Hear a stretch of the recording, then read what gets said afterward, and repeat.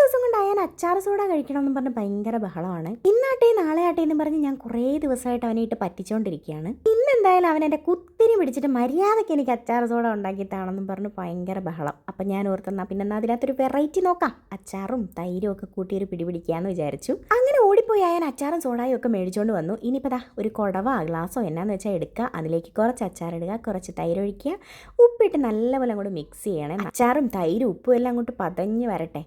എല്ലാം ഒന്ന് സെറ്റായി കഴിയുമ്പോൾ അതിലേക്ക് നല്ല തണുത്ത സോഡ അങ്ങോട്ട് ഒഴിച്ചു കൊടുക്കാവേ. സോഡ പൊട്ടിക്കാൻ ഇച്ചിരി പാടായിരുന്നു, എന്നാലും ഞാൻ അഡ്ജസ്റ്റ് ചെയ്തൊക്കെ പൊട്ടിച്ചു. സോഡ ഇങ്ങനെ ഒഴിക്കുന്ന അനുസരിച്ച് ഇങ്ങനെ പതഞ്ഞ് പൊങ്ങി വരും കേട്ടോ. ആ സമയത്ത് നമ്മൾ സ്പൂണിട്ട് നല്ലപോലെ അങ്ങോട്ട് മിക്സാക്കി കൊടുക്കണേ. എനിക്കാണെങ്കിൽ ഇത് ഇളക്കുന്ന അനുസരിച്ച് ഇത് കുടിക്കാഞ്ഞിട്ട് അങ്ങോട്ട് വയ്യ. എന്തായാലും ഒരു സിപ്പ് എടുത്തപ്പോൾ തന്നെ അടിപൊളിയായിരുന്നു. നല്ല ചൂട് സമയത്തുണ്ടല്ലോ ഇതങ്ങോട്ട് കുടിച്ചാൽ നല്ല വയറിനൊക്കെ നല്ല സുഖം കിട്ടും കേട്ടോ. ഞാനാണെങ്കിൽ ഇതിങ്ങനെ കുടിച്ചോണ്ടേ ഇരിക്കട്ടോ. ഞാൻ എന്നോട് താവുമ്മച്ചി എന്ന് പറഞ്ഞുകൊണ്ടിരിക്കുക. നിങ്ങൾ അച്ചാർ എടുക്കുമ്പോൾ മാങ്ങാച്ചാർ തന്നെ എടുക്കണേ.